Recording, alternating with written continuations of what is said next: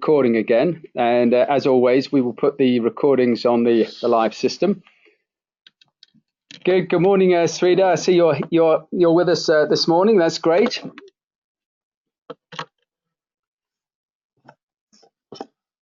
And I see we have one or two others. I think we may possibly be expecting Jamil, so we might just give him an extra 30 seconds or so to join us, and then we'll make a start.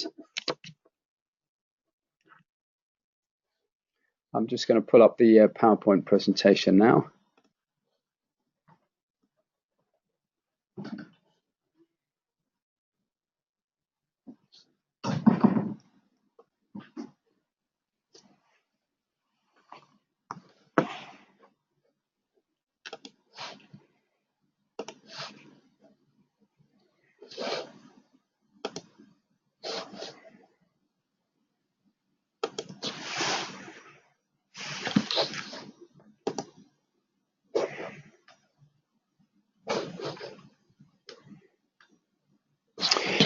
Great. Okay. Well, look, let me suggest we make a start. This is Andy, and I have Mark next to me. And as before, we'll be running the sessions jointly between us.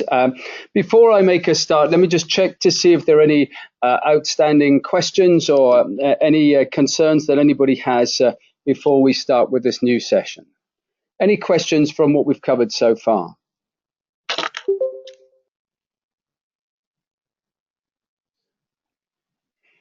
Okay, good. Well, look, let me just make a start then, and I'll run through the agenda for today. In this session, this is session 4 of 5, we're going to be covering off the last of the technical app build capabilities. In session 5, we'll be moving on to the general site manager side of things, so to enable you to set up users, to configure the site as you require. But this is the last of the 3 technical app build sessions. So in a way, this is going to be covering off some of the ground that we've covered before, but we'll also be extending it into 1 or 2 other areas of the platform. Specifically, then, we're going to be focusing on outputs today, and outputs really means getting information out of the system in the form of reports and charts, but also then pulling those charts together into a single dashboard, so multiple charts either from a single application or multiple applications.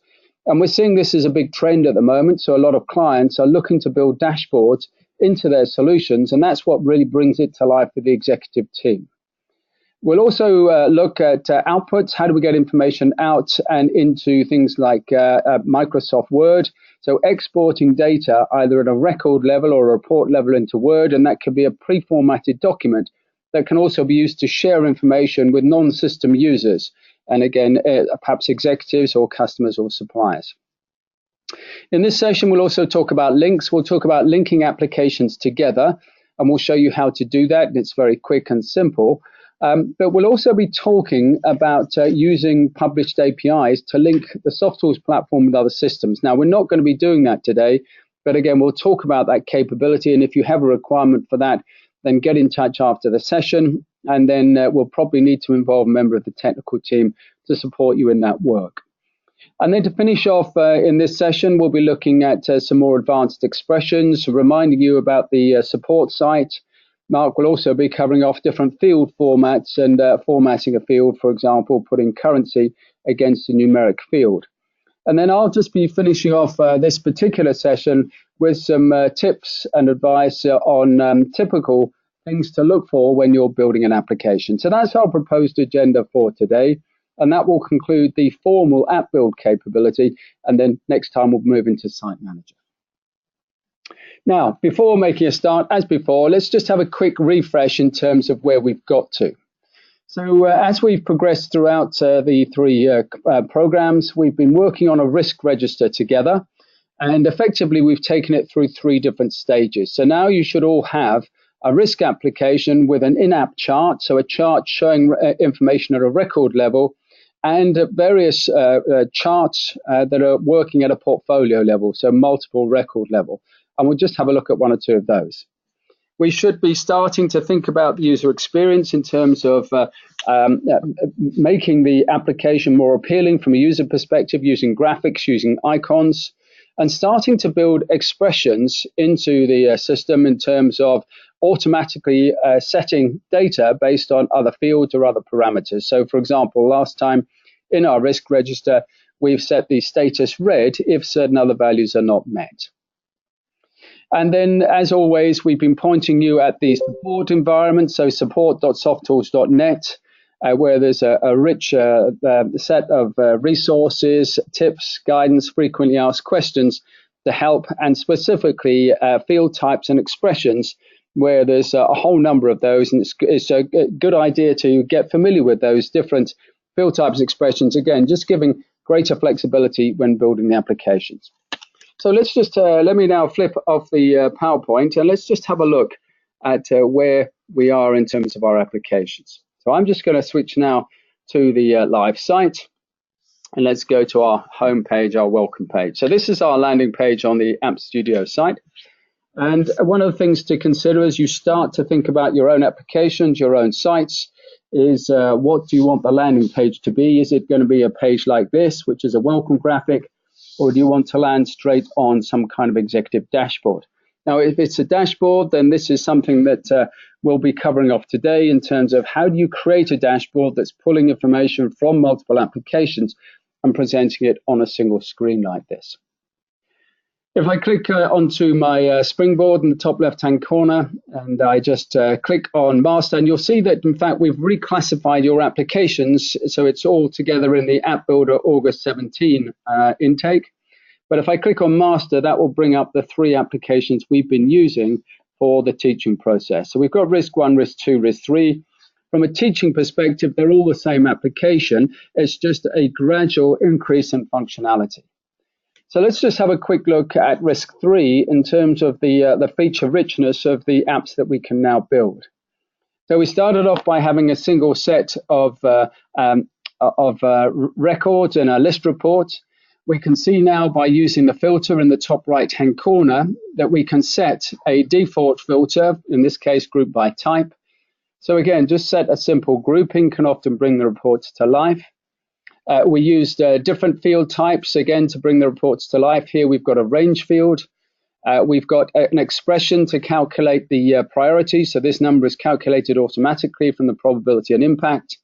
The status is being set automatically by the level of the priority. So we've added some expressions to the system. We have our impact. So this is a financial field. Now, Mark will explain later how to add commas and how to add the pound symbol or the dollar symbol to numbers to bring them to life. And a little bit later on, we'll see how we get this additional field here so we can see the graphics here. If I go into the record itself, then we can see the information, the detail. And you'll see on the left-hand side, first of all, that we've now linked an application. So we've got 2 linked apps. And again, that's something we'll look at this morning, show you how you can link apps together. So in the old way of building systems, we would design the system as a series of tables which we link together. The equivalent of a table now is an application. So we can have multiple applications all running as independent applications, but we can then link them together. And having linked them together, we can then pull information from one to the other. So what do we have here in terms of bringing the application to life? Well, underneath the company template here, we can see that we've already linked this application through to the company application by allowing us to run a search. So the search will automatically pull up information from the linked record, so from the company record, and then depending on what we choose, it will then pull back information into 3 or 4 of the fields. We can have templates either closed or open. We can add icons to each of the templates. Here we also have an in-app chart. This was a cumulative matrix, so this is showing the data. In fact, the information in this chart is being pulled from these 3 fields here. But in order to run the chart, it needs to run from a grid field. So we looked at the grid field. We created a grid field based on taking information from these fields and then putting it out in the form of this chart. And then further down, again, we've added expressions, and where we have an expression, we can see that we can't input data in here. It's grayed out. This expression is then calculating this value from these 2 fields here. And the status, again, is we can't change the status manually. The status is being automatically set based on the value of the priority field. And then onto the mitigation, we then added more fields for mitigation, and we've added a trend field here, where again, we're just using a click-through of 3 images, and these images can be whatever you want. So instead of just being text-based, we're starting to think about the user experience and bring it all to life. So that's where we are at the moment. So it's a very feature-rich application. There's a couple of other things that we could do to this solution.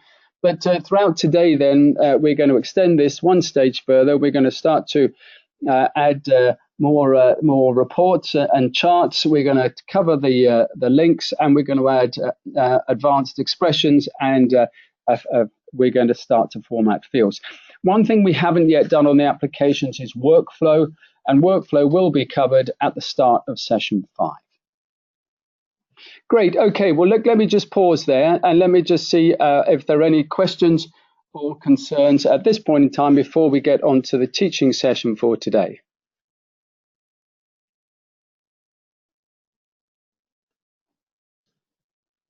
Great. I notice you're all on mute at the moment, so hopefully that means that you're comfortable with where we've got to and you're comfortable listening. But at any point, if you have a question, feel free just to unmute yourself and just fire away with any of the questions.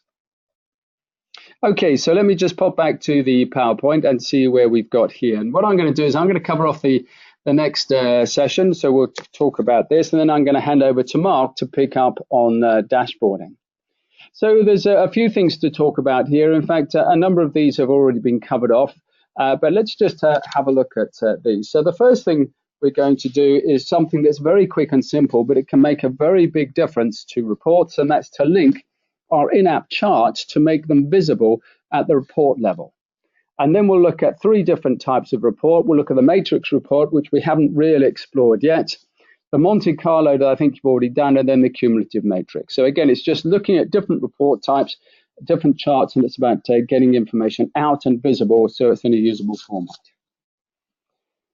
So let's just have a look at putting the information onto the list report. So you'll see here on our risk-3 application that we have a column here which just has the currency symbols at the top.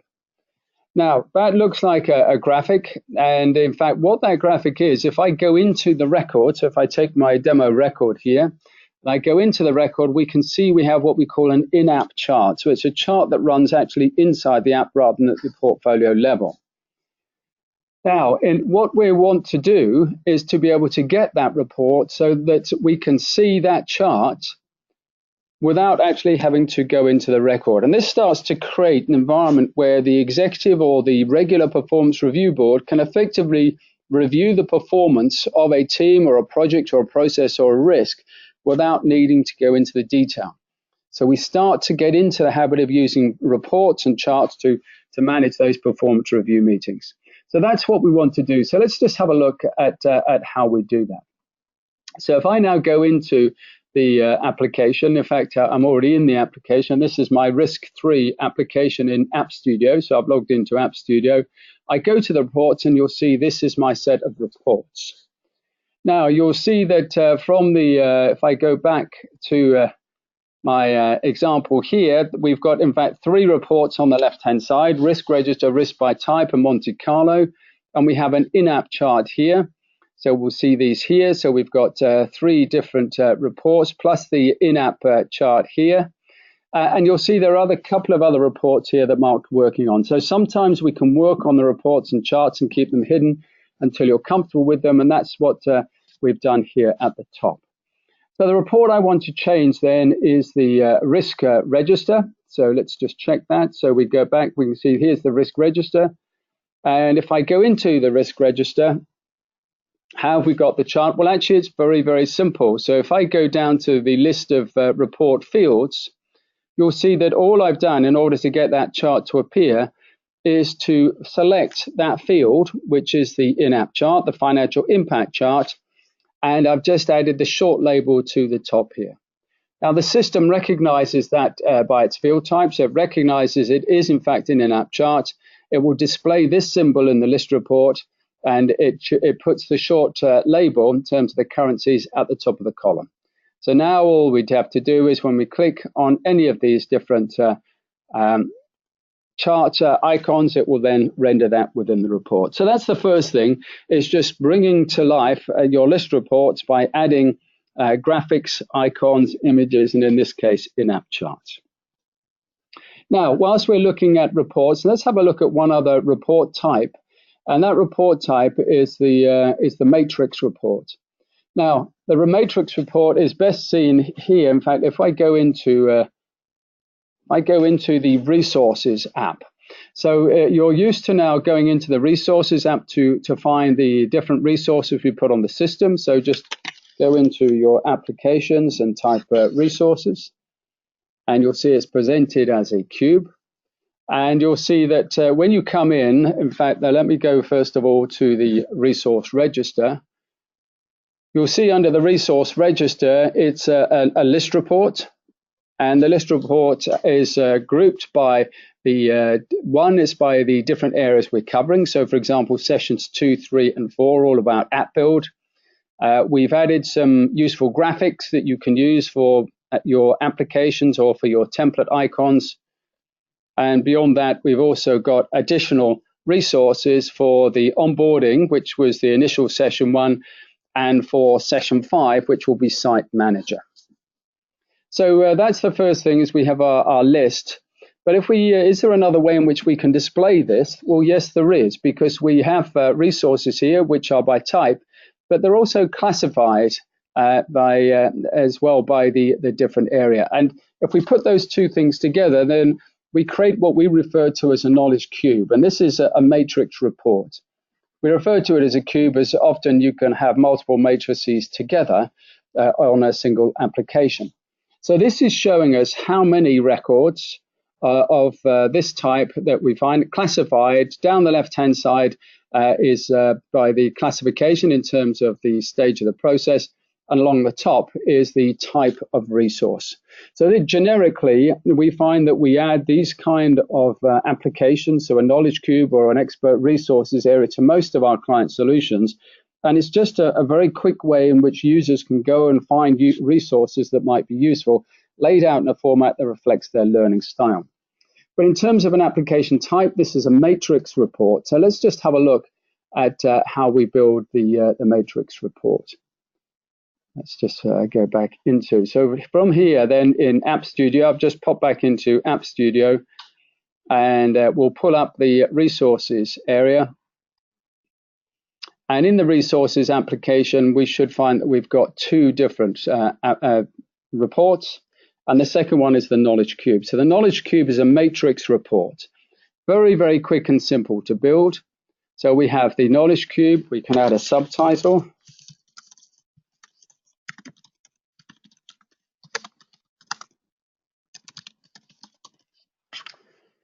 And then we have the display order as before, so the order in which we want the reports to be displayed down the side.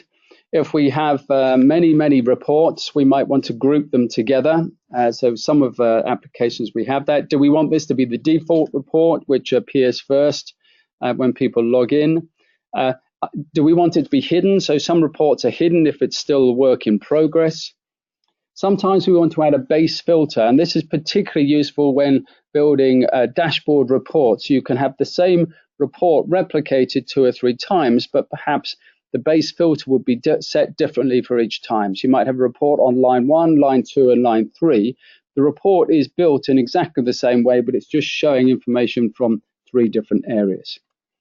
Target click-through report is important. So when we click on the number in the matrix report, where do you want it to take us? And that would normally be to the default list report.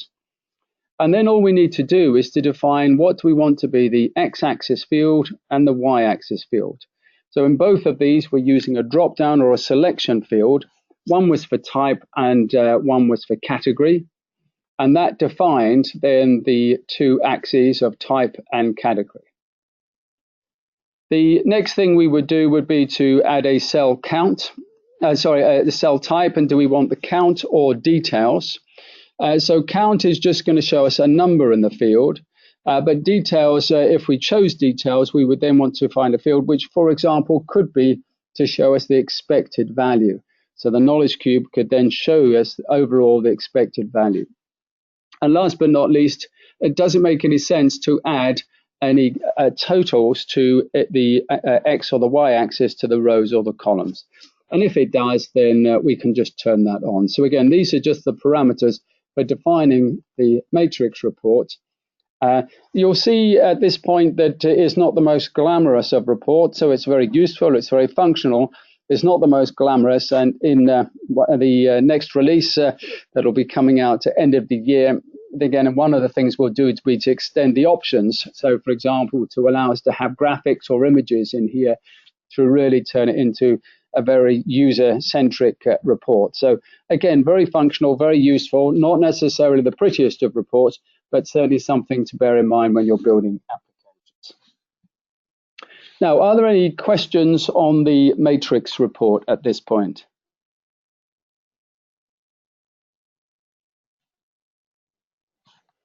Great. Okay. Well, let's just pop back to the presentation in terms of what else we're going to cover here.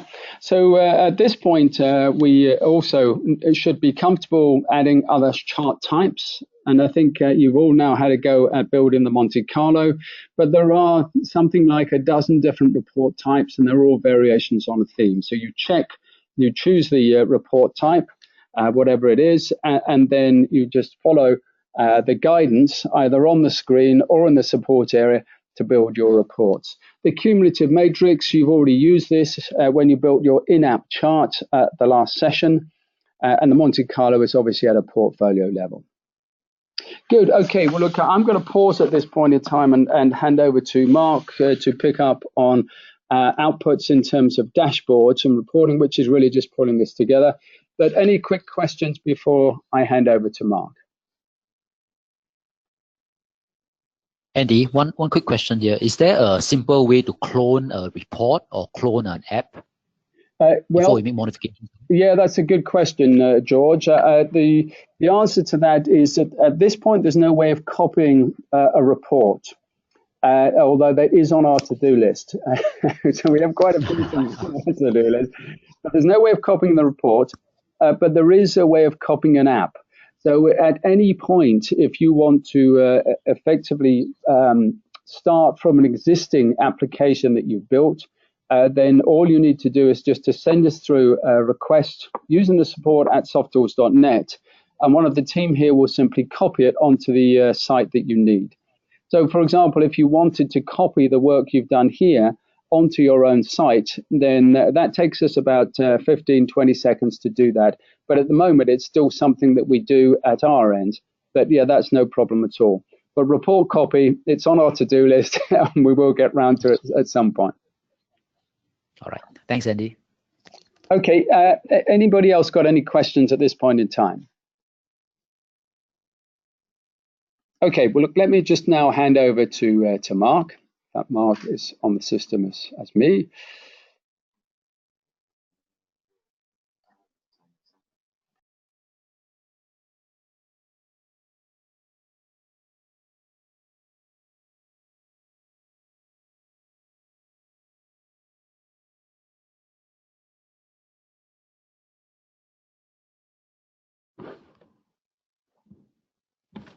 Hi, everyone.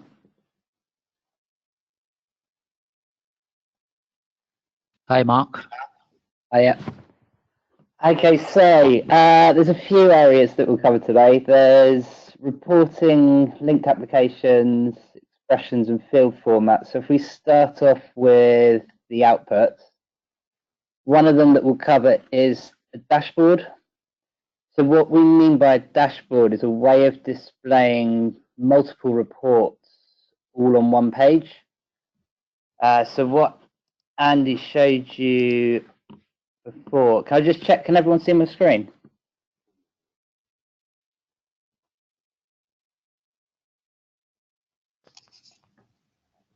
Yes, I can. Brilliant.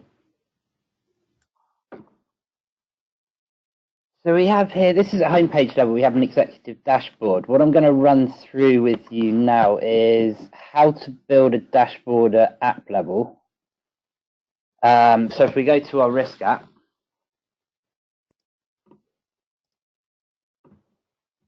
we've got two charts here, but at the moment the user has to click between the two. What might be quite nice for them is to be able to see the overall picture by having those two side by side on the same screen. There's two stages to that. First, we do the configuration to say which charts we want on the page, and then we build a report that says display this dashboard that we've built. The dashboards are configured at a global level, so you won't configure them within an app. What we need to do is, if I go to App Studio, you click on the Launchpad from there. The button at the very top left is the home button. It's the My Site one, and that's where anything that's globally across, that can be used across apps, is stored. If we click on this one, we'll then see that we've got this option of adding home pages, dashboards, and templated reports. We click on the dashboard option, and then click the plus button. This is where we're going to choose which charts appear where. So we'll call this the risk overview. And for layout type, this is how many rows and columns of charts we've got. In this case, we'll do a 2 by 1, so we'll have 2 columns on 1 row. And I'll run through the rest of this configuration, then I'll leave the page up so that you can replicate. What we do here is for each of the tiles, we can then choose to either display an image or a chart from one of our apps. We're going to display at app levels, so we'll be choosing both of the apps from our risk register. So if I pick risk 3 for both, and then select the 2 reports. You have the risk by type and the Monte Carlo. We can then choose to either set a default filter. I'm going to choose not to, but you could have, say, a priority risks that was already sort of filtered down to only ever show status red. And if you had that stored as a global filter, you could select that here, and then when that loads in the dashboard, by default, it will only have those records showing. And on one of these, I'll select the option to show filter on load so that we can see what that does. It essentially then means that any stored filter for the user is selectable from the dashboard. So if I leave that up, and if everyone could replicate this.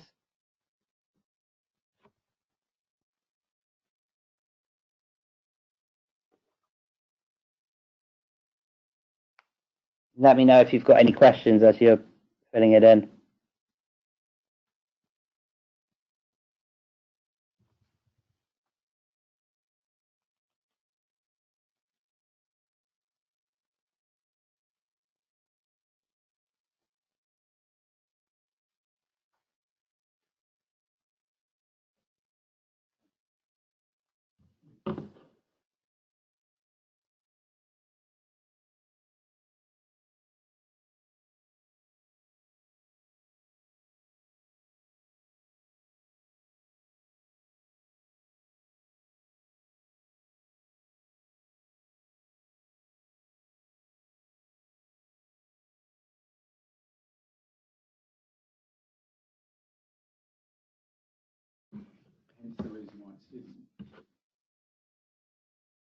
Has everybody been able to do that? Yes, I'm good. Brilliant. So there's one more option on the screen, and that's this is global. So is global is where you choose what level the dashboard's going to be available at, whether it's going to be for a home page or whether it's going to be within an app. So in our case, we're doing it for an app, so we won't select the is global. Is global will make it available for selection on home pages. What it also does is makes the choice. It means that you're able to select reports from multiple apps. And in our case, we're only choosing from one. So when we save, we'd be fine. But if we decided to select I'm going to choose a report from the P plans, if there was one there, another app. If I was to save that as a non-global dashboard, it would throw me an error and say that I can't select from multiple apps for an app level dashboard.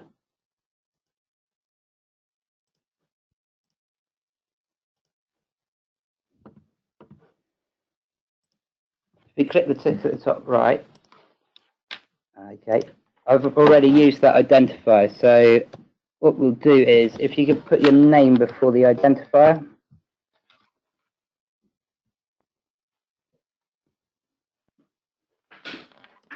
And I think for the title as well, then we'll know which one we're selecting when we build the report. We do that and then save. So we've configured the layout now. Now what we need to do is make that available on our app. So we open the Launchpad and then go to the app where we want it to appear. And select the reports folder. Hit the plus to create a new report. And this will be our risk summary. Report type, we pick dashboard. And dashboard gives us the option of choosing a template or a dashboard. And available for selection should be the one that you've just configured on the site. And we'll have that appear as one of the earlier reports. We'll put it about 15.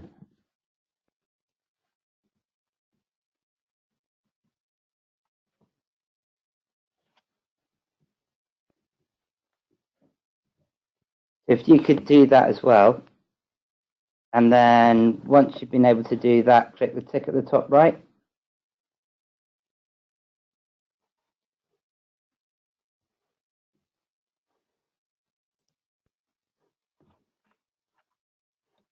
Now when we go to our application in the workspace, we refresh. We have a new report visible, which displays both of those charts on the same page. And for the one that we said load the save filters, we have save filters in here. The user's then able to choose from any of their pre-saved filters to show different cuts of the data.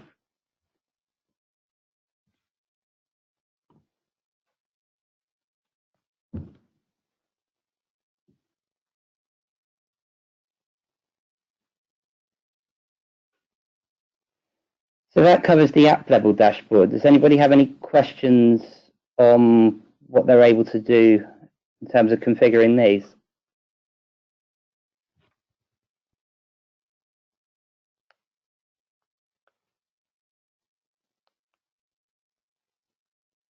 Okay, great. So another type of reporting that we're going to cover next is export to Word. So I'll show you an example of what this is. I'm not going to ask you to follow along on this section because it takes a little bit of configuration setting up a Word document, uploading it. But what I am going to show you is what it is, how to configure them, and then if you need any support when you're building your own after the session, just let me know via the support@softools.net email and I'll get back to you with any questions. So what a Word export is, it can be at 3 different levels. It can either be globally across the site, it can be at app level, which will show you a view across multiple records within the app, or it can be for a particular record, just showing you information from that record.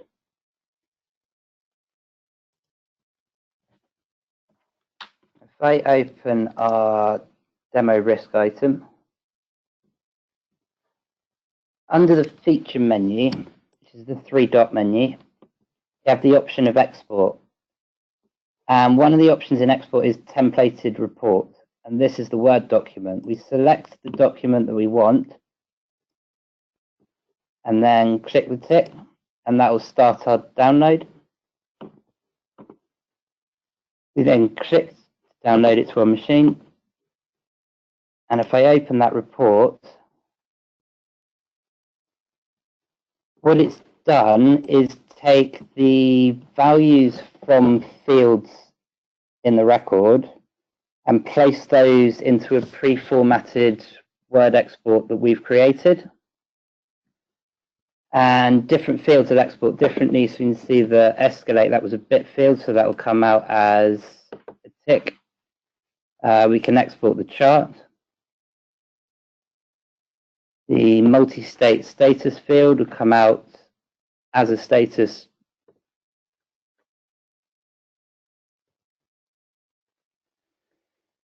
So I guess best way to sort of think of one of these is kind of like a sort of a mail merge kind of an exercise. It's using keywords to reference fields, and then when it runs the export, it goes and gets the value from those fields and places it into the template that we've created. So in App Studio, we go back to our global area, so via that home button to My Site, and then the area we want now is the templated reports.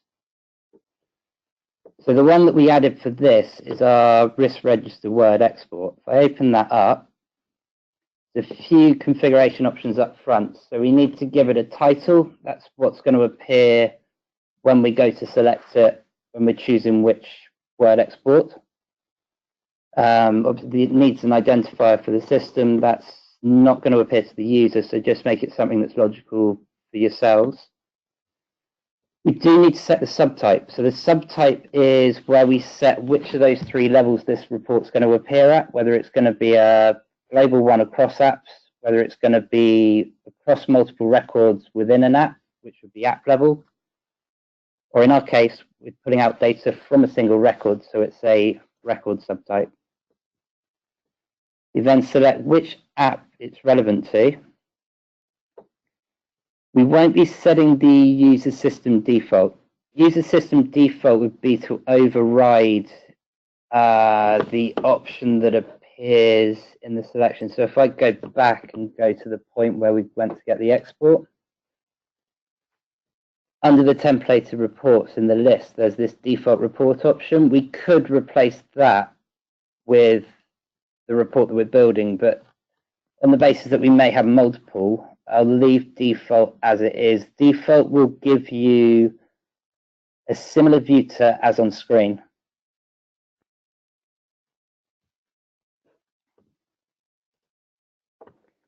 After we've configured this, we save it. And then once we've done that, it then gives us the option to upload our template document. So I'll download that one and show you what that consists of.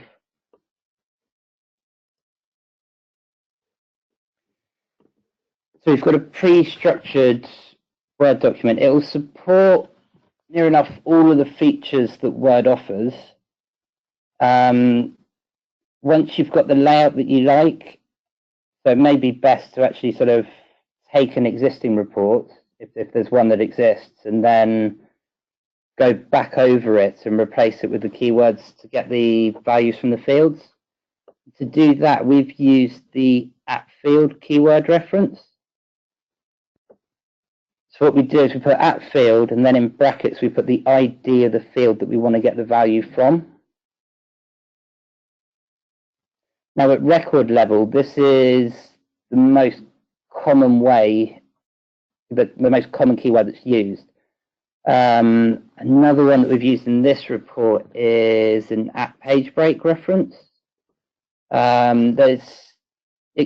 It obviously creates a page break. There's two ways of doing that. You can either use the keyword reference that we provide, the app page break, or if you did an actual page break in Word, it would still respect that. Once we've then structured this document, we save that and upload it to the templated Word report that we're configuring. So I'll run over a few of the supported keywords. We've got the at field identifier, which we covered. The other one we could have used is at record. So at record has a number of parameters in it. Essentially what it does, it takes the record as is, and then with the parameters that you're filling in, you're filtering down on what's going to be exported. So if we just did at record, it would do all of the fields on the page. If we did at record and then started to enter, okay, actually, I only want Form A or Form B, and then from that, I only want field A, field B from that, it would then filter down to only show those fields on the export. Other options that are available. So if we had a linked application, say we had our risks and we had a number of actions linked to that risk, we could take the reports from the child app. And to do that, we put into our next parameter an array of the reports that we want. So the square brackets is the array of reports, and then within that, each of the set of curly brackets is one of the reports from that child app. We reference which child app and which report we want by app ID and report ID. And the two options on the end are then, if there are any comments or attachments for the record, show a list of what they are. In general, we prefer to take the approach of the app field identifier because it allows for a lot more customization. You can place the fields where you want, and there's only two rules you need to follow. Anywhere you use a supported keyword, it either needs to be on its own line or the only thing within a cell within a word table. If we go back to our example, what we've got here is each of these references are in their own cell within a word table. And then where they're not, they're their own line. So here we've got our field that's our in-app chart. It sits on its own line. The page rate reference sits on its own line. Everything else is one item within a cell within a word table. Then to add a bit of customization, it's usually good to sort of put in either a client logo or header and footer information, and any sort of styling that you'd normally put on a professional export to Word. That covers the report level. I'm now going to show you an example of an app level one where we can see the at report keyword reference. So if we go back to our risk app and go back to the view of records, if I wanted to see a summary across people and performance, I could select those records and export to Word.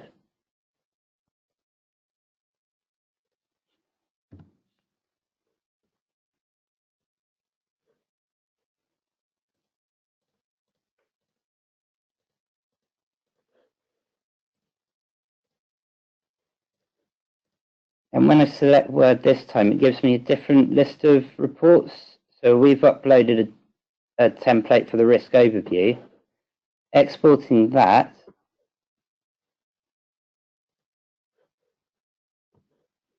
downloading it to our machine and opening it.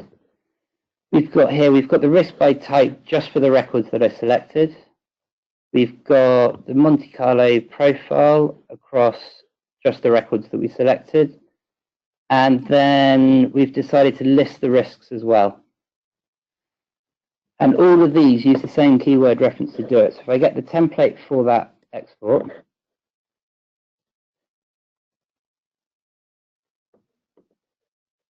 which is our risk overview,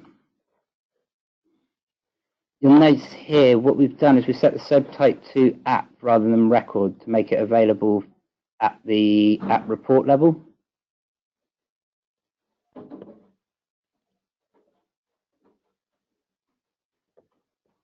And here we're using the app report key reference. So what we do here is we first put in the ID of the app that we're getting the report from, and then the ID of the report itself.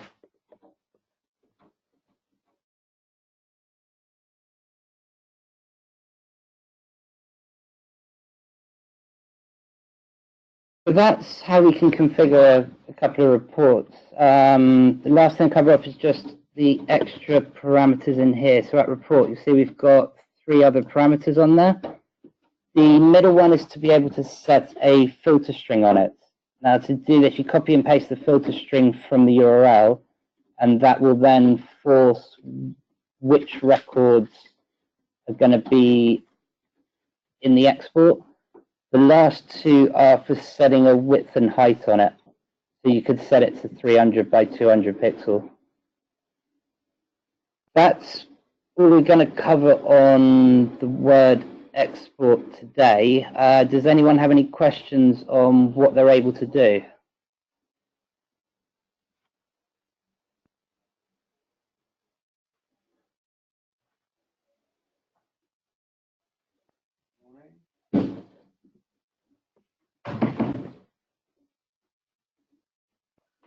Okay, great. So if that's all clear, next stage is to move on to linked applications. So by linking an application, what we can do is create a one-to-many mapping. So we have, I guess, best to show an example. So on our risk3 app, against this risk, we've linked an actions app. And by selecting the actions app, we can then see a list of the actions that are relevant to this risk.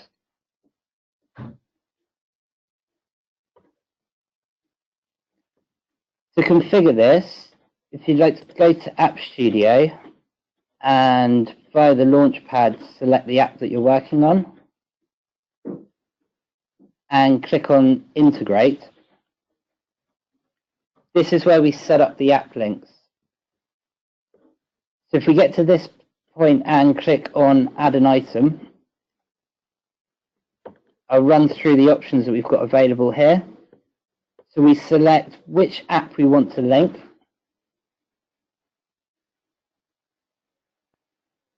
We then select the options when a manual link's performed. So by that, what I mean is if we're on our risk and we're looking at the linked actions, from the feature menu, when I click on link, it'll pop open a pane from the right where I can select the records. And then we have some options on what type of link is performed. By default, we can either set it to link the record or take a copy and link the copy of the record. We can then choose for each of these whether we want to force that option, or by making the show options available, we could default it to link but let the user override to choose that they want to copy and link the record. Show and create would mean that if I was to create a new risk, it would pop open the link pane and give me the option of selecting which actions I wanted to assign to the risk on creation. And the ignore access rights means that I would be able to link records that I wouldn't normally have access to. I still wouldn't be able to edit the data, but I would be able to choose those actions to link it to the risk that I'm working on. Generally, that's not the case. Usually, if they don't have access to the records, they don't want them to see them in any scenario. But there are a couple of scenarios where you may want them available for selection. The default filter is a filter that can appear every time we open the link pane. So on this link pane, we have the option at the top of adding a filter. We could say we only want to see the actions where the budget is greater than, say, 3,000. By searching that, it would then filter down our options. Now, what we could do, if it's one that would be commonly used, is default it so that that was the default when the pane was open. And we set that by clicking on the funnel after choosing the app.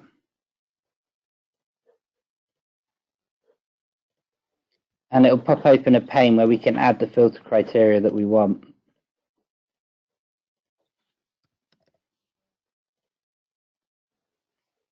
Majority of cases, we don't actually apply the filter. We leave all the records open for selection. So if you'd like to link the action app to your risk apps, so go to integrate and then add in. I would suggest that we set the defaults to be link, no force, and show options, so that by default it will link records, but we do have the option to overwrite and do a copy and link instead.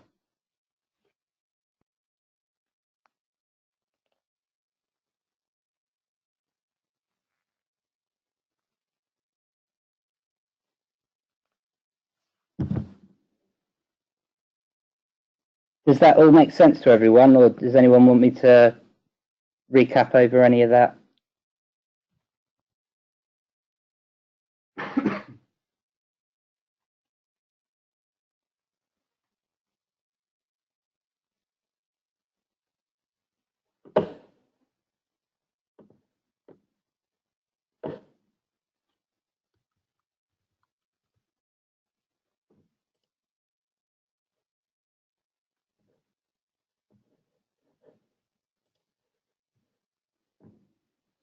Okay, great. So that's how we link applications. You can link multiple applications. So we could have, for a risk, we could have actions. We could also have, what would you assign to a risk? Maybe sort of a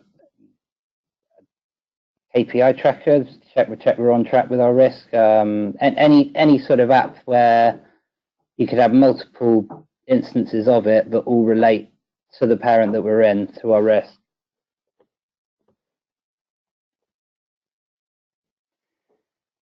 So now we have the Actions app linked. What we're going to cover is how we would transfer data between the two. So to give an example, what I'll do is on the Risk app, we'll add a field that shows how many of the action items are status read. So to do this, we'll go into App Studio to our Risk app, and we'll add a new field.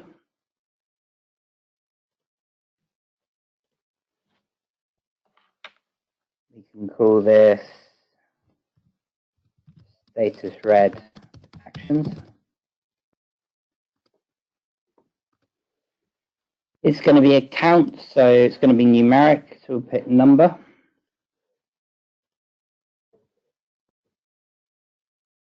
And then to get the value, we'll use an expression that goes and looks at all the linked child records and counts the relevant number. So I think probably best is to show the support around the parent-child app expressions.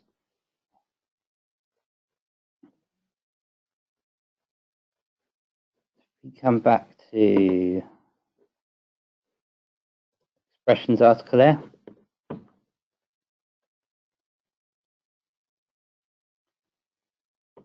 In terms of child aggregation, we can do child sum.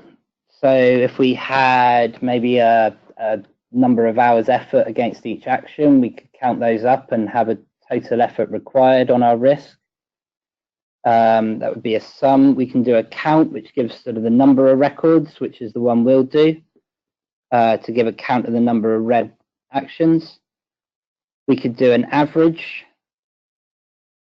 We could also pick a min-max. Or we could order the records and pull back either the first or last. So we may say, what's our most, which action do we have the least budget for? We could then order them so that they were in order of budget and pick the last record from it. So in our case, we're going to do a child count. So there's a couple of parameters here for this function. The first is to set the ID of the app that we're going to take the value from. So if we look at our action, the ID on this one is RAID.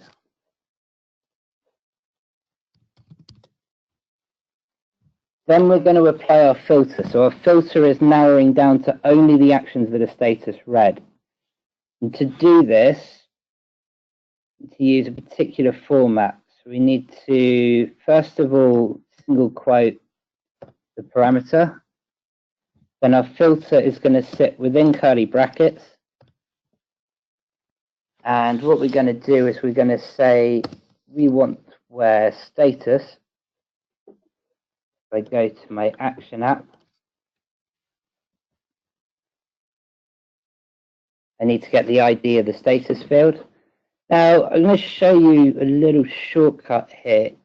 If you're not sure what the ID on a field is, what browsers allow you to do is actually inspect the HTML and pull the ID from there. You may find that you may know what the ID is or prefer to get it from the list of fields in App Studio. What I find sometimes useful is to right click and inspect the element. And within here, we can pull out the ID for the field. So I now know that status is the ID that I want. So we're going to say where status, in double quotes, has value, red. So if you'd like to copy that,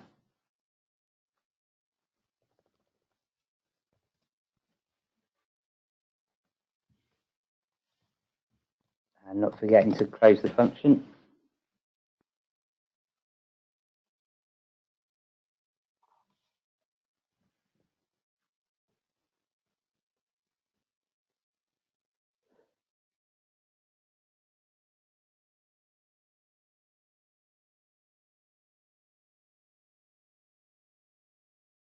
Okay, so we've got our field here. If we save this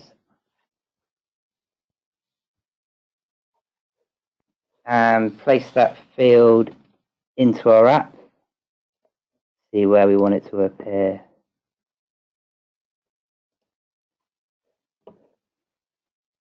We have our risk. We might want to add it on the end here. So number of status red actions. Add our risk profile.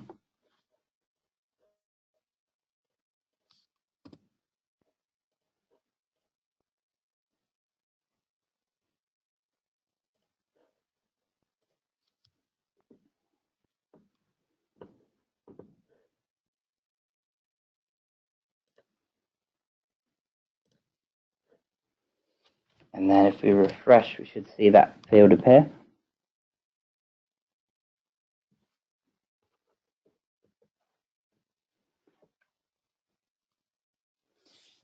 Now it's saying no, no records found.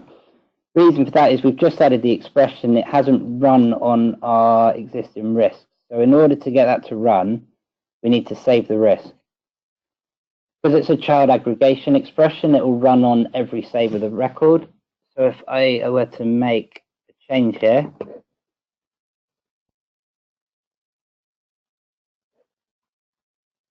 it's now run the expression and it's telling me I've got 3 status red actions. You can confirm if that's true. We'll look at our actions and yes, we've got 3 of them. So that's how we can pass information up from the linked child records to the parent, so from the actions to the risk. We can also pass the data the other way. So we may want that on the Actions app, we want to pull through a bit of metadata from the risk so that when they're viewing the action, they know contextually which risk they're in. And to do that, what we do is use a parent expression. So on our actions, we've got no information at the moment. Close that. But no information at the moment on which risk we're in. So we could add a field there that was risk.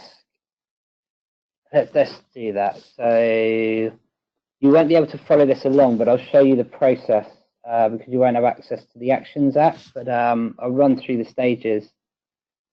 So let's action. I'll add a field in here. Is risk title.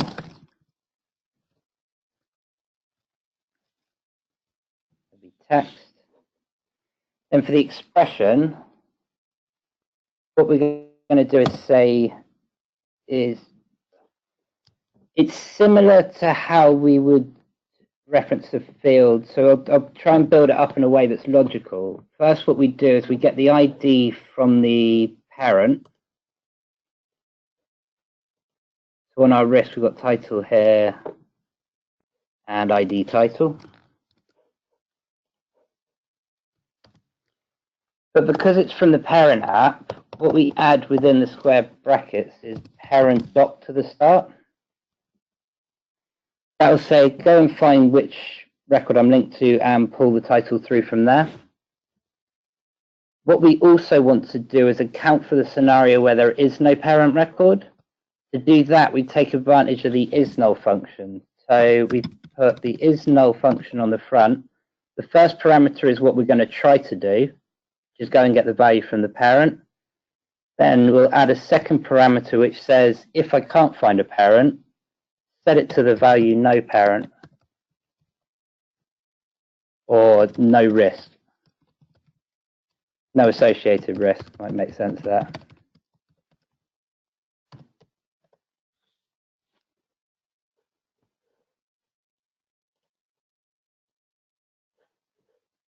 We then add this in, we can see it working. So say risk details template, we'll add that title.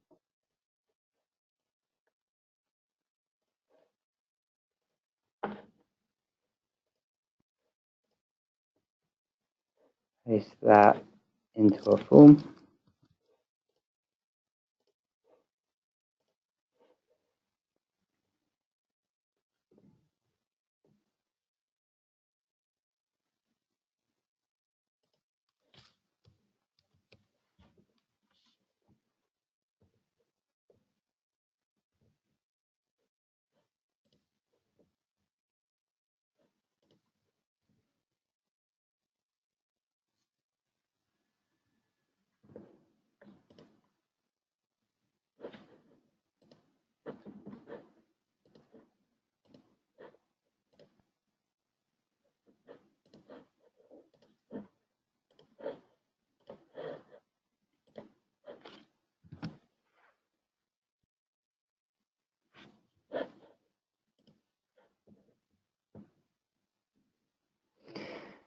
And we should be able to get the risk title now. So if I make a change to the action and save,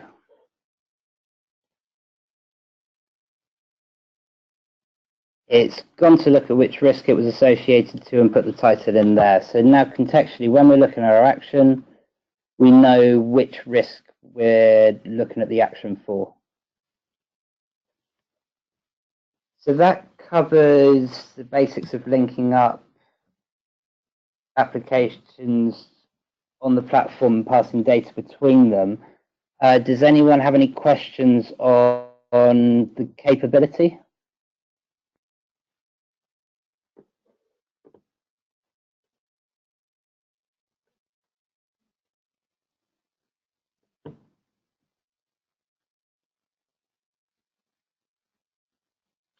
Okay, great. The other area we're just going to touch on, I'll pass over to Andy again just for sort of 5 minutes. He's just going to run through some of the areas we've been interested in around API integration and integration with other software. So if I hand over now, and you just run me through some of what we've been working on.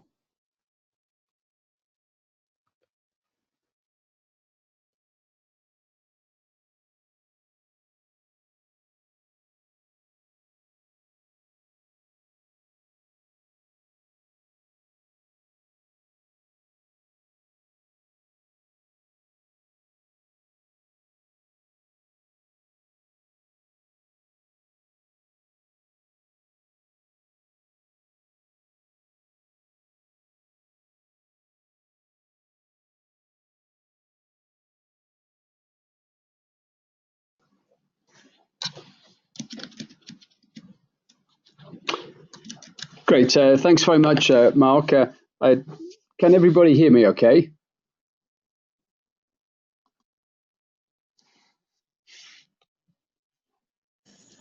Yes, no problem. Yep. I'm not sure I've got my volume turned up, actually. I'm not.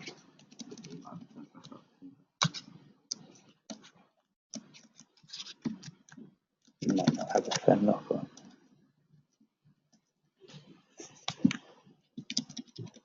Great. Okay, I think I've got an issue with my volume at this end. So, look, if Mark, perhaps we can just check. Great. Okay. Well, look. Andy, we can hear you loud and clear. Yep, we've got a bit of an echo now. That's fine. So we've confirmed it. Okay, so I'm just going to talk for a couple of minutes about linking. So Mark's done a great job there of showing us how we can link applications together. And in fact, you can often build 2 or 3 really simple, basic applications. And then just by linking them together, pulling information from one application to another, it can really turn into quite a sophisticated application. And in fact, we've got one of our clients that has recently built what is really a mini ERP solution for helping to manage their supply chain just by building 7 or 8 apps and then linking them together. But the other big trend that we're seeing at the moment is that companies are increasingly looking to integrate information and data from one application to another or from one device to another. So, for example, quite often we get asked now by clients, can we integrate this with SAP or with Oracle or with Salesforce.com? And the answer to that is yes. Now, the way we do that isn't covered on this particular program, but it's using our published APIs. So APIs are the standard mechanism by which information is transferred from one application to another. So Softools, we have our own published APIs. And if we need to integrate with another system, then just send us an email or give us a call. And our technical team can then coach you through the process of setting up those published APIs. The other thing which we are seeing more and more of is also the need or ability to then link in with devices. And this is just, I'm just going to run through just a couple of quick examples here. And this is part of what you'll hear people talking about as the Internet of Things. So in terms of what's happening here is that on the right-hand side of this particular picture, we can see this is a typical Softools deployment. We have our users operating on a PC or a mobile phone, and they've got a number of applications. Often they have assessments, KPI scorecards linked to improvement projects and what have you. But where does the data come from for the KPIs?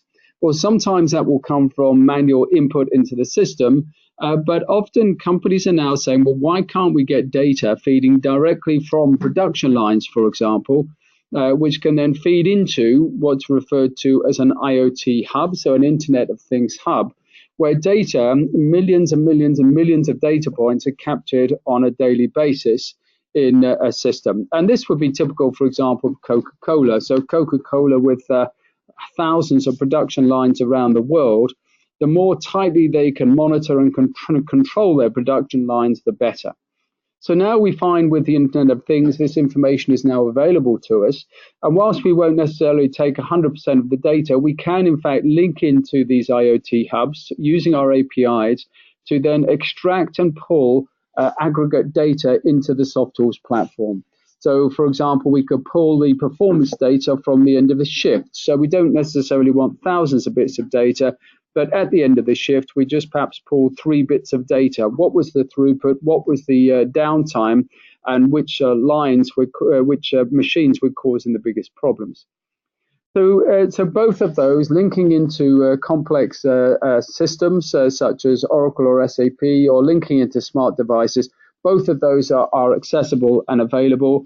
And it's not always in a production situation. Again, a previous case here, we're just showing increasing use of smart devices across an organization, and then just to have the ability to pull that information into the Softools platform. And the key thing that we do, of course, is that we can integrate with multiple devices, multiple systems to create a single dashboard. That dashboard can then be linked into applications which are running on Softools. So very quickly, in a matter of days, we can often create complex solutions, pulling data from other systems and multiple applications running on Softools, all within one environment, one platform. So that was it, really. It was just a general comment on linking. It's linking via the APIs. That at this point, that does require working with a technical resource that understands APIs at either the client end or working with our published APIs. So any quick questions on that before I hand back over to Mark?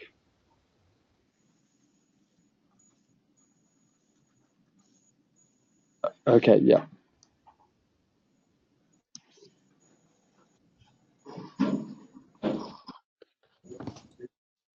Sorry, we just had an issue with sound there. Could you repeat if you had a question then?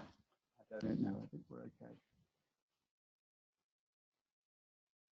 Great. Okay. Well, look, I will pass back over to Mark, who will then take us on to the next stage.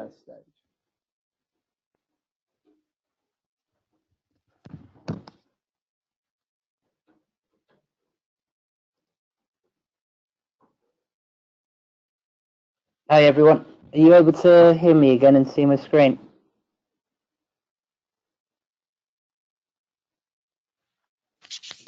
Yep, yes, I can. Thanks, George. Okay, so next section, we're going to cover off a couple more types of expressions.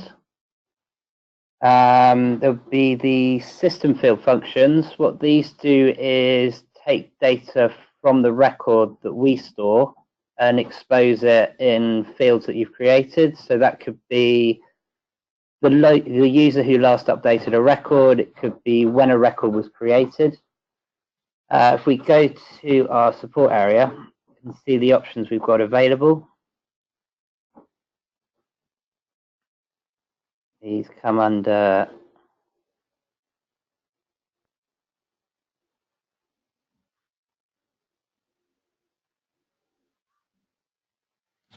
this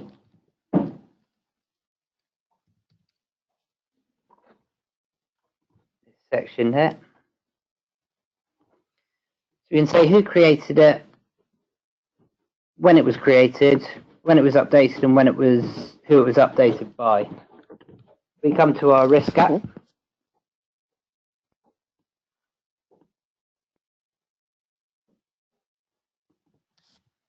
What I'm going to add now, or what we'll add now, is when this risk was created. So in App Studio, go to Fields,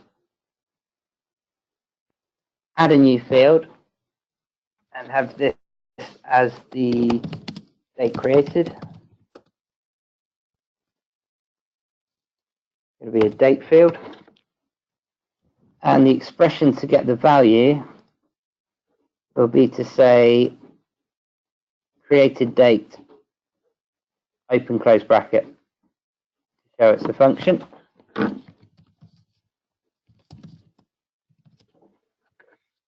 So if you'd like to replicate that,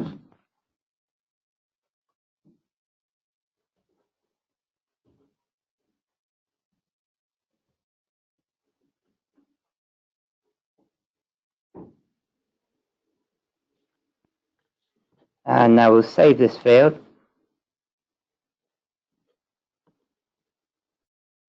And add it to our, see, where do we want to add it? We can add it,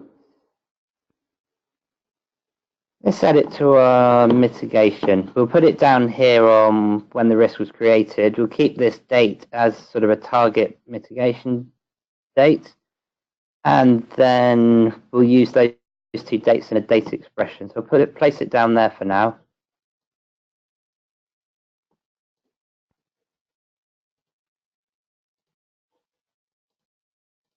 Move these along.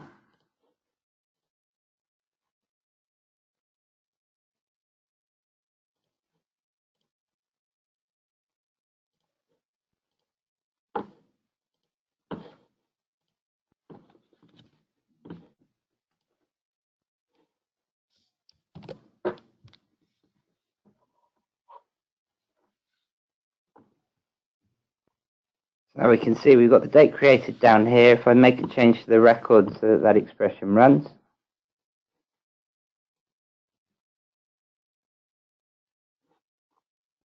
You can see that this was created a week ago on the 12th of September.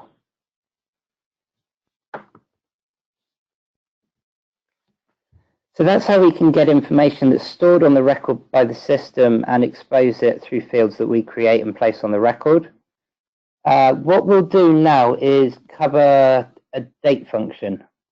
And what we'll do is we'll take the date that this was created, we'll take the target date, the difference between the two, and by doing that, we'll then have the time to resolution for this risk, or at least the expected time. So going back to App Studio and going back to our fields folder, we'll add a new field and add the time to resolve.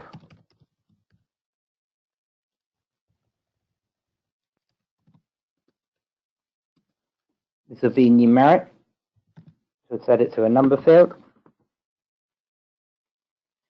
And the expression we're going to use here is the dateDiff function.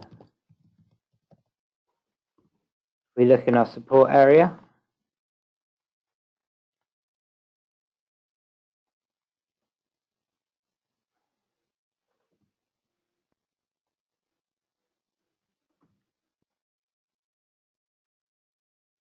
The dateDiff takes two parameters. First, you give it the end date, then you give it the start date, and it will calculate the number between those two, which will return us our time to resolve.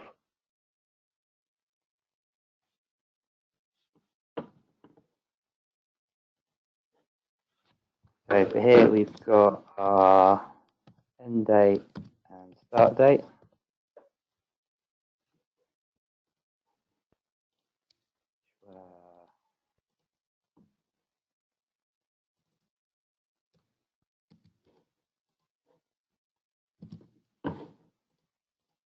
And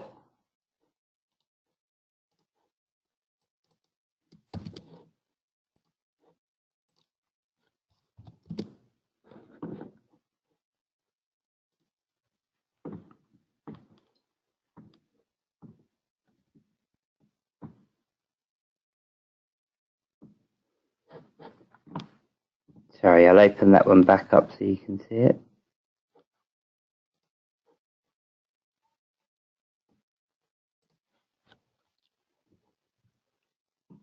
This is our target date. That was the date it was created. Because we're using the dateDiff function and passing those in, it will return the time between those two. Does anybody have any questions? Or did everybody follow that?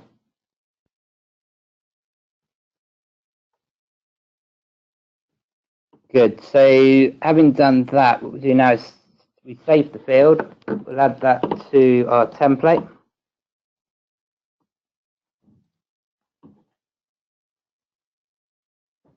We'll extend this to be a 4-column, move trend over, put our time to resolve in here.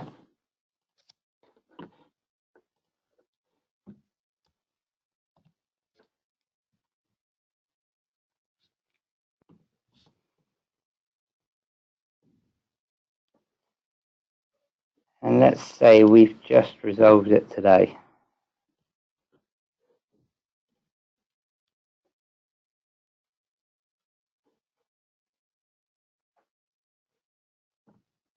So it's calculated here. What it's actually done is taken the exact time between created date and date. It'll be decimal. So I'll show you, let's see how we want to resolve that. We can resolve that in a few ways. What I'll do is I'll go back to our expression and we'll add the round function to set it to be the nearest day.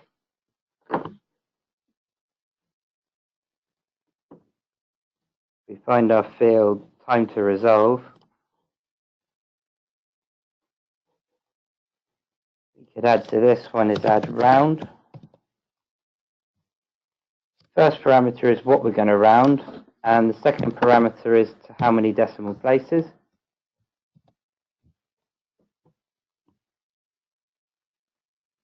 We add that and then save the field again.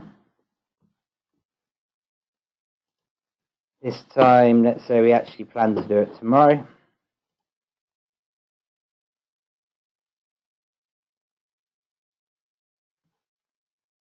Now rounded it to the closest number of days to the nearest day.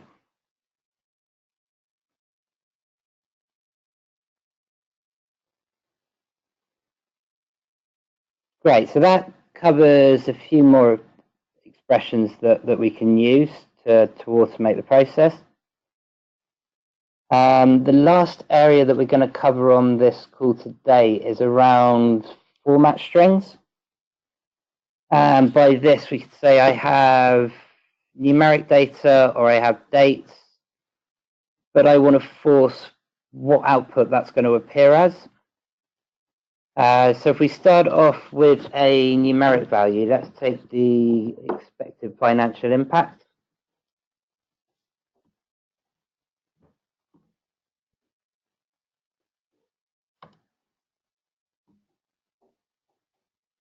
I have the option down here to add a format string.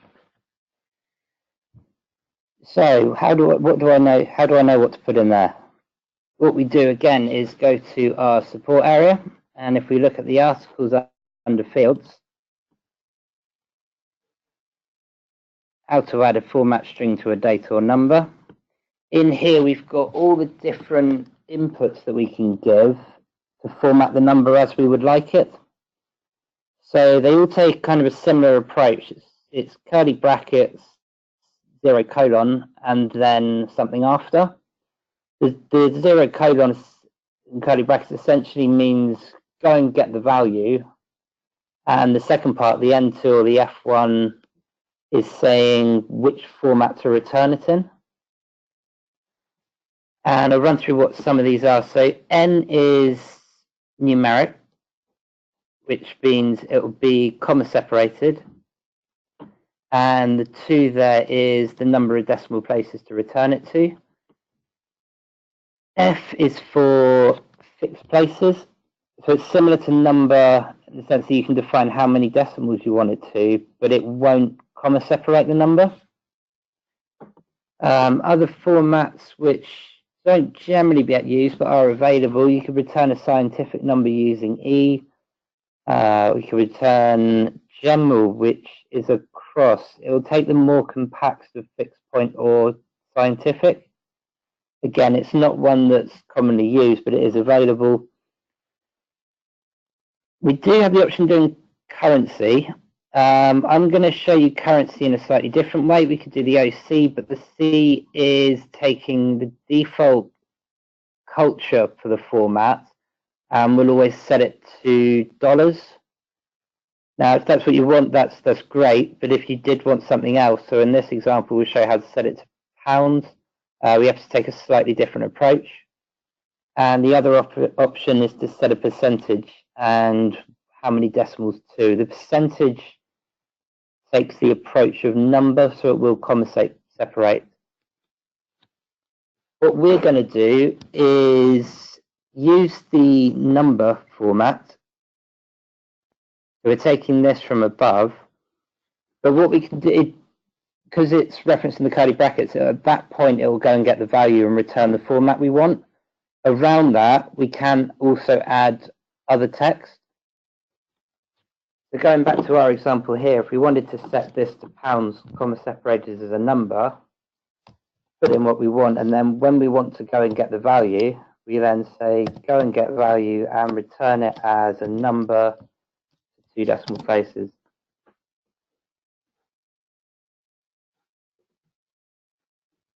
You've then got the display formatted option, and display formatted will show the number is formatted in a couple of different places. So we tick that option and save that against the financial impact.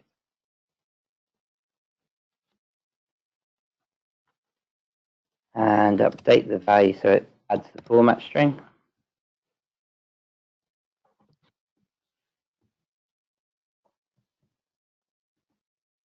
What it's now done is display it as formatted on the page.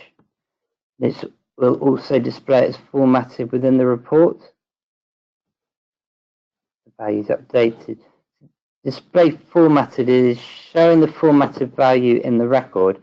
Now we don't actually want that because we can't enter the value into a formatted field. So we have to take a slightly different approach again. So what we do is we go back to our field, we'll remove the display formatted, so it will still show the input on the record, so they'll be able to type in the value. But then to show the formatted value on the list report, we come to where the report's configured, which is our risk register. And then instead of picking the financial impact chart field, what we'll actually do is take, the impact expected field. What it's done is created the formatted backing field, and we can select this instead. Then when we see our impact in the list report, it will be in the format that we want to display it to the user in.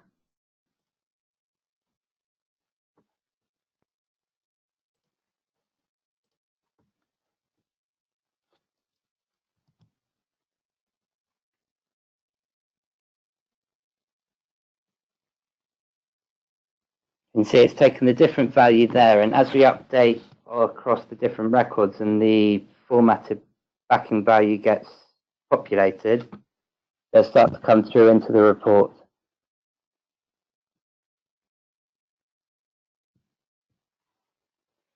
So does anyone have any questions around number formatting?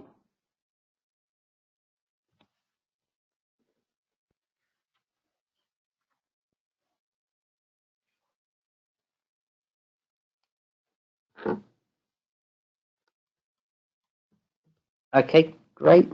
So we've done number. The next option, it's similar again, but we'll do date. And what we'll show is, let's show the created date on here. So go back to our app and we go to the fields folder and pick the date created field. And look at our format strings. So how do we know what to type in here? Again, we go to the support and look under format string options. And there are some standard options using one of these four at the top. And this is an example of the format that will come out. So we could have month, comma, day, / year. We could have day of the week, then month and day with the year. Or we could just return part of it. So we could return a period by using the OY. We could just return April 2017. That's one approach. The other approach is to take a completely custom format that we want and build up that format string. We take each of the components. We take the year, month, and day. And depending on how we reference it, it will pull back the value in a different format. We use those within the format string that we're building and reference them as in the format we want. So here we've got DD, so that's going to return a 2-digit day. D would just return a 1-digit if the number was less than 10.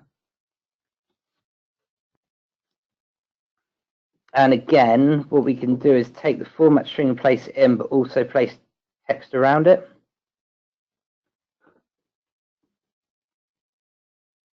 For this example, I guess what we'll do is, I think we'll take one of the standard formats. So we'll take the O capital D and show that that will return the date in this format.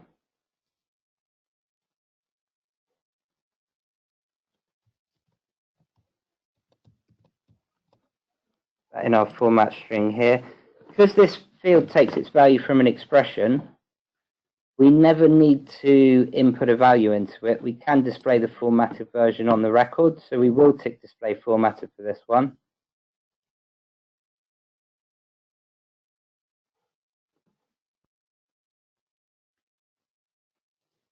Then coming back to where we've referenced that field,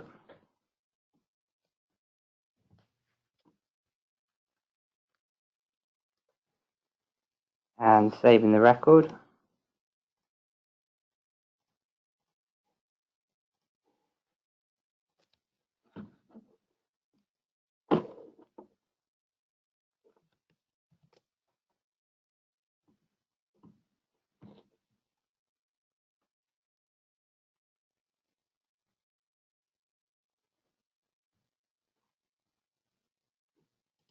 Okay, we should be seeing the formatted in there.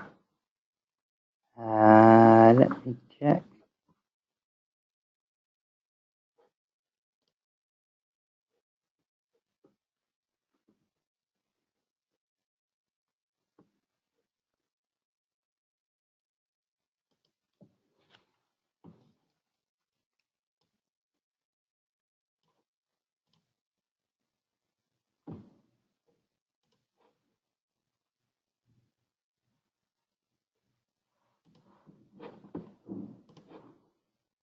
Take it. Date created maybe because that won't change. So we would have needed to set that up either on creation or patch the data afterwards. We add that to date field, the expected one.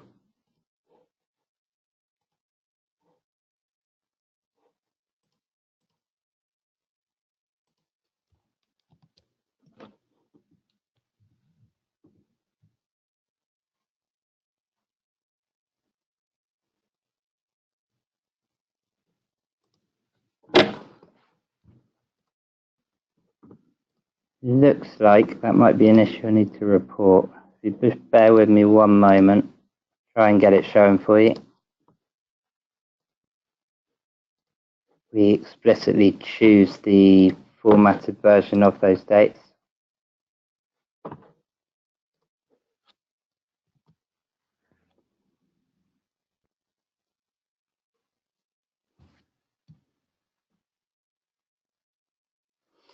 So we can now see that the format string did work. That should have displayed by me ticking the displayed formatted option there. I'll report that internally and we'll get that resolved.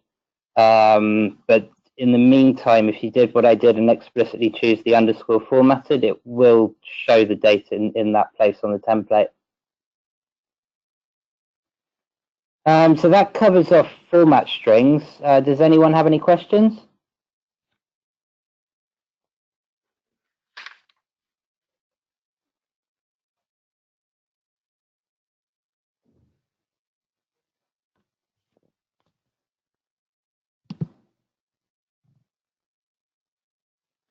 Okay, great. So I mean that was the material that we wanted to cover in the session today. What I'm going to do now is just sort of open up any general questions anyone's got for 5 minutes, if anyone has any.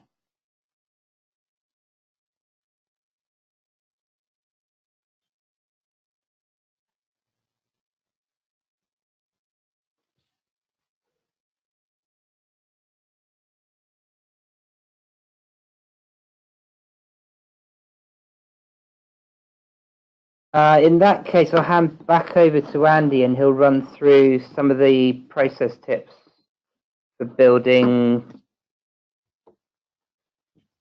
best practice applications. If you do think of any questions after the call, then feel free to send them through to the same support email.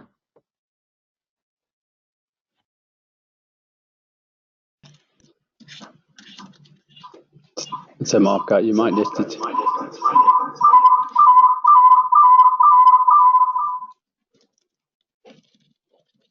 Great. Okay. Well, look, thanks very much, Mark. Let me pick up for the last 5-10 minutes or so. Just a couple of things we'd like to finish off at this point in time, and that's just to reflect on perhaps everything that Mark's covered in terms of the detail, but actually take a step up and just say, well, look, what are some of the things that the best app builders do? What are some of the common tips that they would recommend? So I'm just going to run through this slide here. And all these slides are in the pack, which will be on the live site, so you can pick up and follow this later. But let me just run through these tips here, and then we'll just have some few final questions before we get into the interim activity. So what are some of the recommendations that we would make and some of the app builders would make?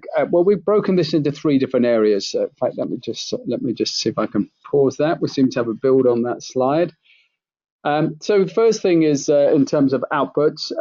Whenever we start building an application, it's a good idea to start with the output in mind in terms of who's going to be using this to monitor and review performance of a particular part of the business or process.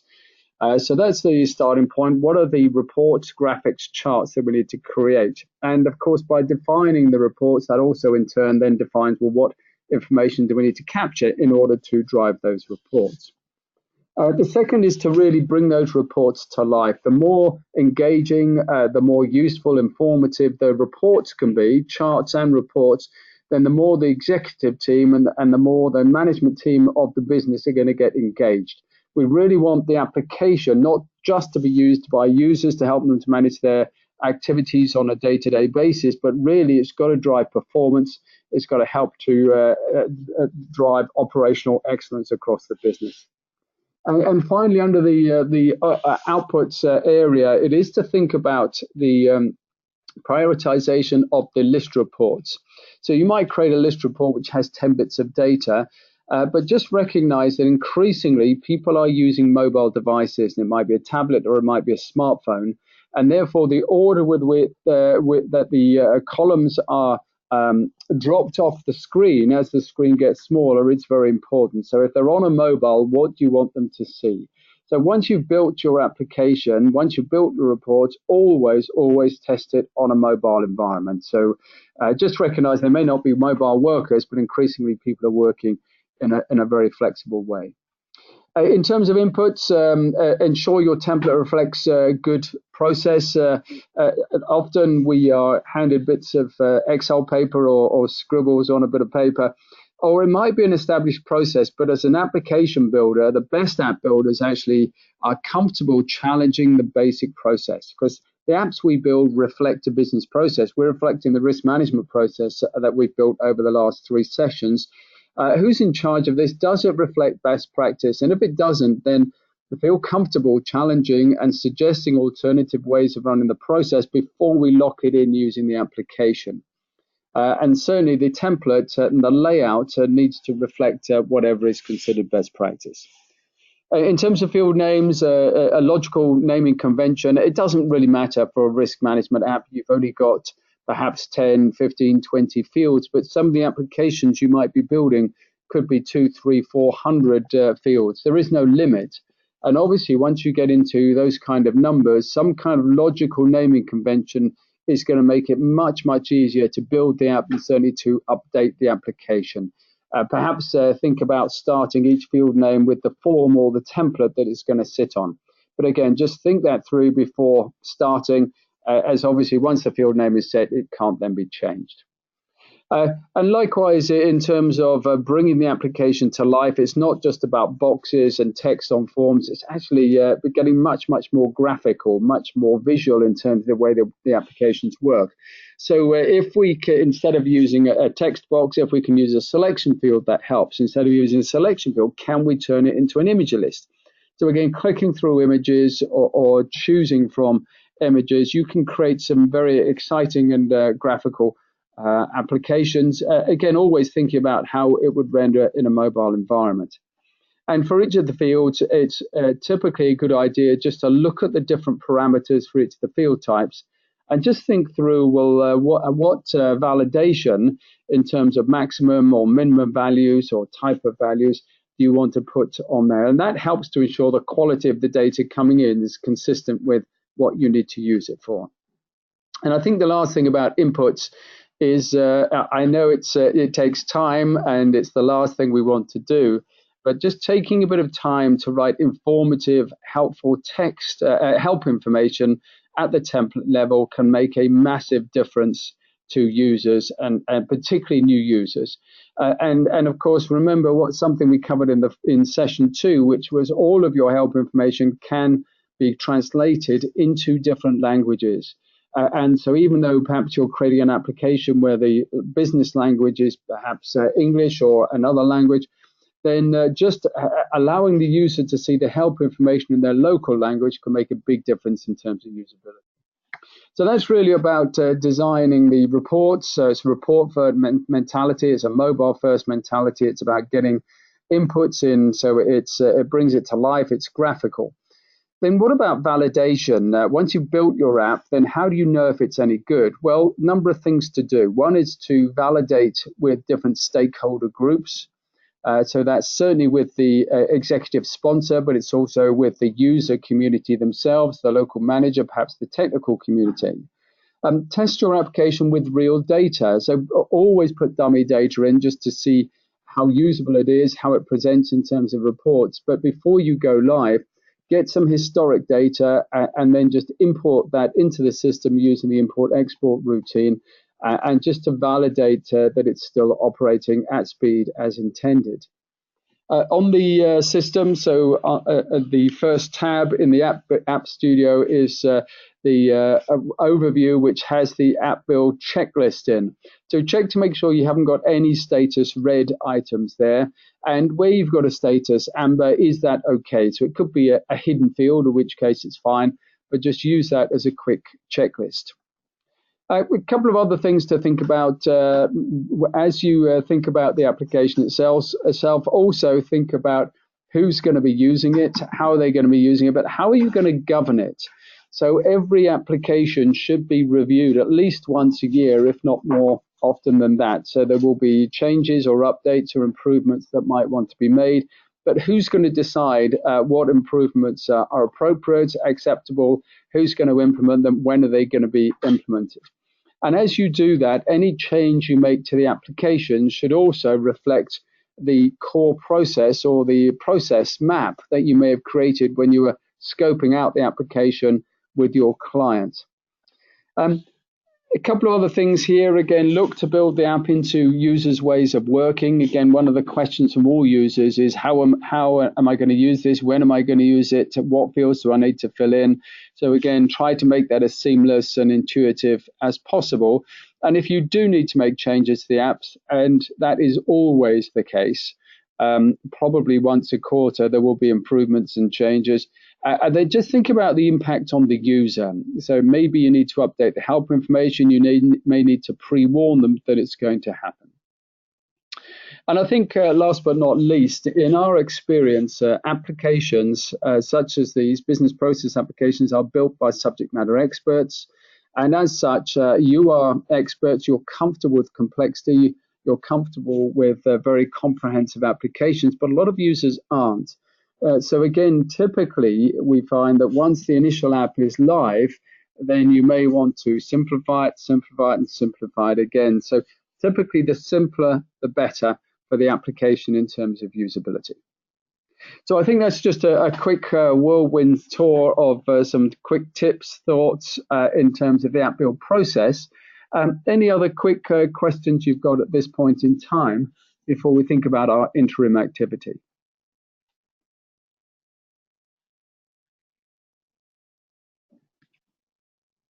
Great. Okay. Well, look, let me just move on to the final slide we have here for today.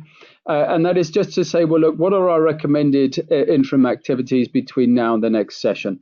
Well, because this is the last of the sessions that are focusing on the app build side of things, then really it's getting comfortable with everything that we've run through in the last 3 sessions. Specifically, a couple of items that we haven't yet covered off, asking you to do it during the session. One is to create the export Word template. This can make a very significant difference to clients where they have a number of users on the system, but other people in the business, perhaps some of the executives, want to have outputs in the form of the reports. And these need to look good, they need to be informative, they need to have the right information laid out. So even though we're working in a more and more digital world, people still seem to like to receive a PDF document or a Word document with the outputs from the report. So we suggest you have a go at creating a Word document as an output. And likewise, the dashboards.